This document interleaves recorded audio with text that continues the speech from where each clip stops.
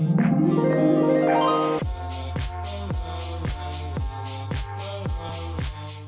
guys, what's up? Welcome back to my channel. My name is Adelyn. I'm happy you're here.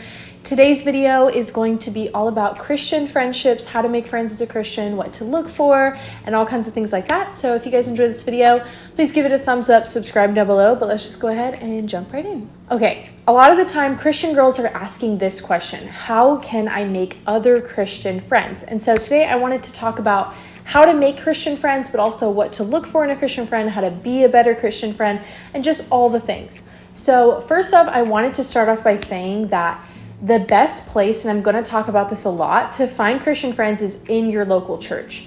I've been so blessed with an amazing local church that I actually work at and serve in, and I have found pretty much my entire friend group from this church. We all serve together, we're in a small group together, all the things. So that's what I want to start out with, but I know that's not the case for some people. It's harder to find that community. So what I want to encourage you with is sometimes it takes trying a couple different youth groups or young adults groups to go out and find the right fit for you, because sometimes, a church feels too big, sometimes it feels too small. So first off, I just wanted to start off by saying, find a good local church to plant yourself at and stay there for a while. You won't find friends if you're church hopping too often. If you're church shopping, you're looking for something and then you find somewhere, stay there and stay planted there and get involved.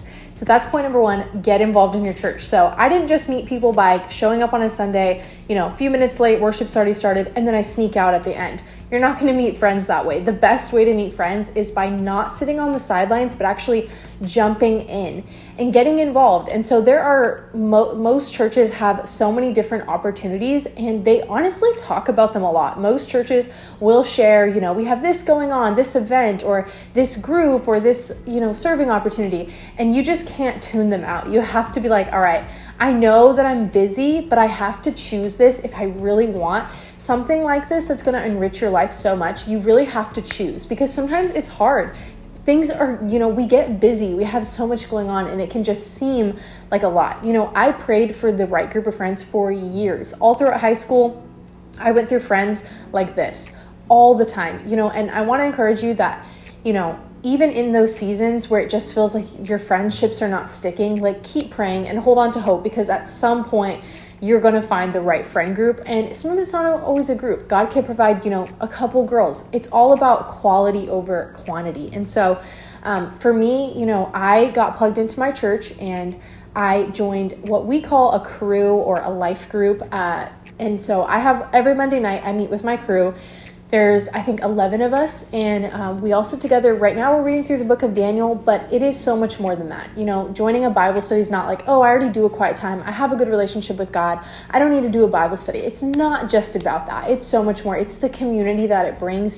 These are my girls, like my best friends, the bridesmaids from my wedding. I'm going to be in their weddings. Like, we're tight. We're close. We also, a lot of us serve together in our high school ministry, which I love, and it's just so special. We do team outings, we do hangouts, we do all this stuff, and we see each other. We don't all lead the same group of students each week, but we serve together. We're there. We're in proximity with one another.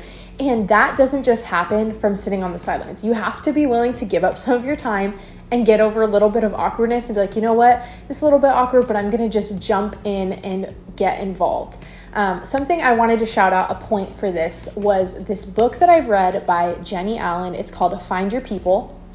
Put a picture up here right on the screen. It's called Find Your People, and it is an incredible book if you're looking for community or to enrich your community. She basically goes through how to make friends and how to find a community that lasts. She talks about different types of friendships and how we have like a village and a city, and or your village and your town, and then your like close-knit people. And it's really interesting because we will have so many acquaintances, your coworkers and your friends at school and people you go to church with and your family and all these people, we all know them. But then you have your core, you have your group, and then you have your core. You're like 3 to 5 people that are really close, and that's kind of the people that shape who you are. They say you are who you hang out with. You are those people that you're around, you become just like them. And so those people that you're close to, you can't just find on a whim. You don't usually just randomly bump into them at the grocery store and be like, oh, you're my best friend now. That takes work, and relationships are hard. They're not always easy. They require a lot of effort and a lot of emotional availability that you have to be willing to put up. And so in this book, what I love is she talks about how making friends is really awkward. It is such an awkward thing. It's such a high risk, but high reward. It's such a high risk. You're putting yourself out there. You're saying, hey, do you want to get coffee sometime? And that's awkward. That's something that feels weird to us. It feels unnatural to be like, hey, would you want to hang out sometime? It just feels weird sometimes. But she talks about how there's such a benefit to just overcoming that fear that a lot of us have of being rejected or things not working out. Hey, this friendship might not work out, but this girl I met at church seems really cool. She seems like a great friend. I'm going to ask her if she wants to go get coffee with me or lunch or something. And if it works out, I gain a great friend, and maybe we'll have stuff in common.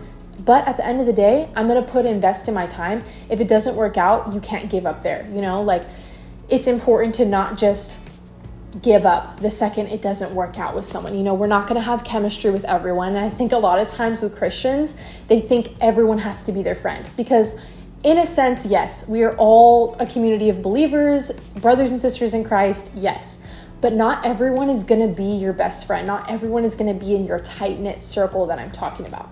So those are the first two ways to serve somewhere, volunteer your time, get involved at your church in that area, and also get involved in your church in a life group or a small group setting of people your age. Those are two great ways. Another thing, if you're in high school still, which I know a lot of you guys watching are, is to join your Christian club. So I work in high school ministry and I get to help lead some Christian clubs, which is really cool. And I've noticed that these students that come, some of them, feel a little bit alone at their school. Like, dang, I have no Christian friends here. People say they're Christian, but they're not. And it's just exhausting. But coming to a Christian club does not automatically make everyone Christian, but has a higher chance of finding that at your school. Because sometimes it's easy to be like, yeah, in school, I'm around people all day who are my really good friends, but they're not Christian, bad influences. They're cussing all the time. They're trying to get me to do things I don't want to do, cheating on homework, X, Y, and Z, right? But at church, I have this other group of friends and they're my actual Christian friends, but I don't see them every day. I don't spend my time with them every day, So it's important to find at least one or two people at your school who are Christian, because not everyone who's going to be your friend is going to be a Christian, and that's okay. But you can't let that be it. Like, oh, I have no Christian friends. And like I said, not every Christian is going to be right for you, and that's okay. Don't feel pressured that every single person that you meet at your church is just going to become your best friend. You're going to click with certain people. God has ordained certain people to be in your close friend circle. Not everyone is just going to work out. You're not going to have things in common. You're not going to just click in conversation. It's not just going to feel natural. Sometimes it just feels right. Sometimes you have to kind of force it a little bit. Like some of my good friends, we weren't close at first. We had to kind of, push through a little bit of awkwardness, and now we're super close. And I definitely reap the benefit and the blessing of their friendship and am able to pour into them as well. And it's a beautiful thing that we have going, this group of girls that I am so blessed with. I cannot imagine my life without. I really can't. I have Damien as my husband, and he's an amazing husband. We just have a different kind of relationship where, sometimes when I'm going through something, like, yes, obviously I share with my husband, but there's just a different connectivity that I have with my life group that I can't really find anywhere else. They're people my age who understand exactly what I'm going through a lot of the time. They're able to lift me up, pray for me, build me up in practical ways, and encourage me throughout different trials, and it's so important, especially if you're single and you're feeling lonely and you're like, wow, I really want a boyfriend, or I really want a husband. It is incredibly important to have a great circle of people around you, because I cannot imagine just going throughout life feeling like I'm lonely, even though we have everything we need in the Lord. That can still feel discouraging. Certain people feel discouraged in those types of seasons. And so it's really important, no matter what season you're in, to have that family of believers around you. Okay, now I wanted to talk about what to look for in a Christian friend, because a lot of people say they're Christian and they are definitely not. A lot of people will say, oh yeah, I'm a Christian, but they don't exemplify anything that Christ is, And so it's really important to look for friends that are first, and something in the book that talks about too, are available. It is key to find friendships that are available, especially if you're just starting out and looking for, different people in your circles or adding people to your life. people that are available, because when people are not available, it's just so much harder to connect. Yes, you don't need to text your best friend every single day to be close. There are certain friendships where you don't see them for a while and you come back, but people who are available and people who you can see often. In the book, it talks about how you need to clock in hours with those 3 to 5 people for them to be that close to you. Because if you don't have that many hours built up with a person, they can't be considered close. You just feel so much closer to someone that you've spent a lot of time with and you talk to often. And so I feel like that might be controversial to look for someone who's available, but I think it's important. The second thing is someone, who is going to be Christian. That's obviously the first thing, but someone who is going to be a Christ follower, who is going to show fruits of the Spirit, love, joy, peace, patience, kindness, goodness, faithfulness, gentleness, and self-control. We're not looking for the perfect friend here, but we're looking for someone that exemplifies Christ in everything they do. They're not making you do bad things that you don't want to do. They're not peer pressuring you. They're encouraging you, building you up, and being there for you, being available, being ready to, take on the highs and the lows with you in life.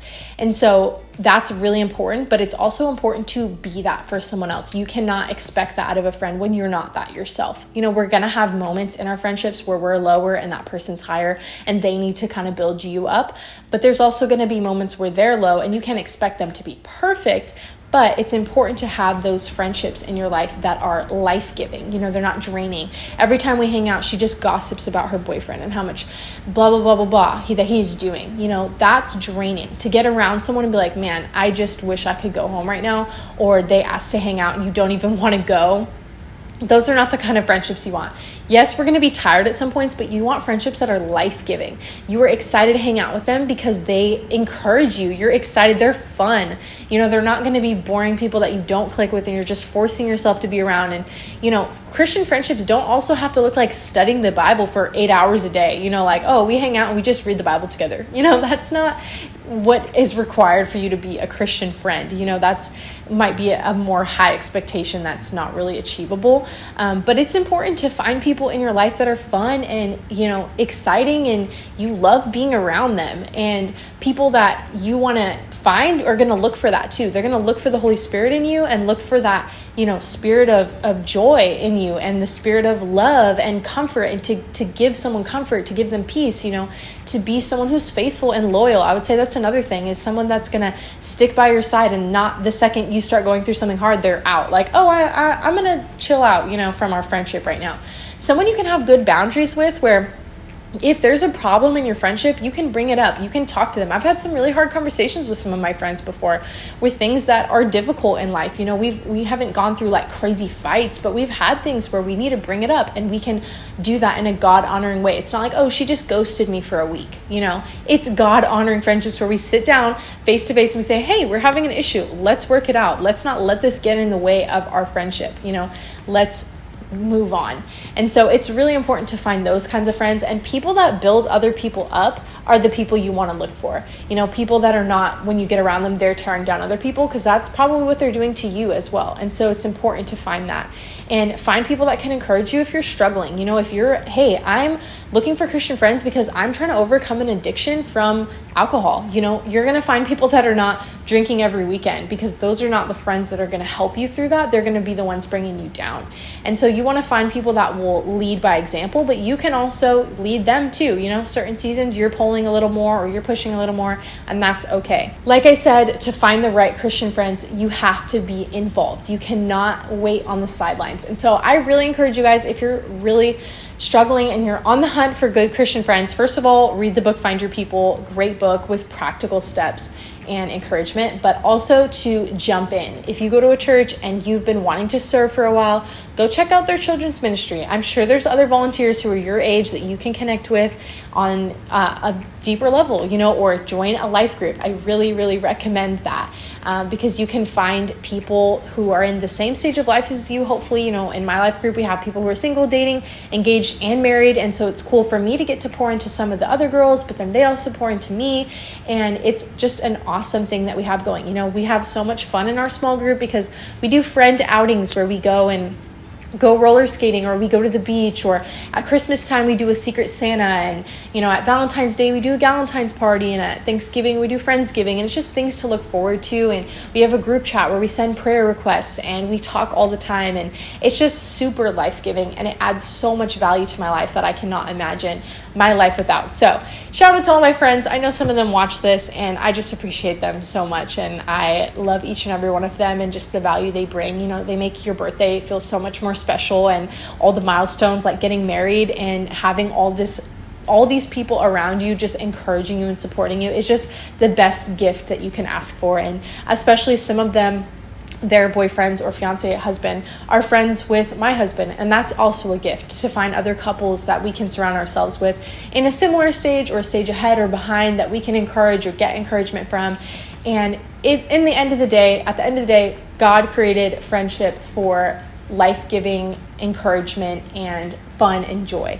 And so if you feel right now that you're in a state and your friendships are draining, exhausting, not fun, not life-giving, not joyful, all the things I just said, not loving, they're tearing you down, all those things, I would really ask that you reconsider, hey, do I need to distance myself? I'm not going to just cut off and ghost all these people because that's not Christ-like, but I'm going to have a real conversation with hey, I don't think we should be as close as we have been in the past, because when we're around each other, I really feel down about myself, and you don't really talk highly of other people. And so, I just want to put a boundary up in this friendship. It's okay to be honest, with some of the friends you have, or to slowly distance yourself and say, you know what, I need to realign my life and focus on godly friendships. And our friendships, the purpose of God-given friendship, like David and Jonathan in the Bible, David's job was not to save Jonathan. And so a lot of times in our mind, we make all of our friends into projects, and we're like, okay, all these people at my school that are non-Christian, I need to save them. They're my friends.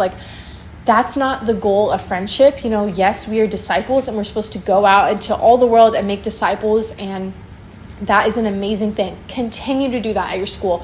But those 3 to 5 people that are close should not be people that are projects that you're trying to save, that are just draining you. They should be people that are so encouraging and so uplifting that you are more encouraged to go with them to go out and make more disciples. Not that you're just drowning and that they are hurting you and making you feel sometimes people even make fun of your faith. That's not a friendship that you want to say, this is my best friend, and they make fun of my faith all day. So just reconsider. I pray that this video is an encouragement to you, and that hopefully maybe you'll pick up that book. Not sponsored by that at all. I just love that book. And so I definitely recommend it. And so I hope this was helpful to you. As always, if you have any prayer requests, my DMs are open. My Instagram username change, it is adelyn.beltran, and you can DM me there. I will try to respond. I see most of them come through. So I would love to talk with you guys. If you have more questions on this, you're like, hey, what should I do in this situation with my friend? I would love to just chat with you guys and get to interact in that way. So I hope this was encouraging to you. If you enjoyed this video, please give it a thumbs up and subscribe down below. But I will see you guys in my next one. Bye, guys.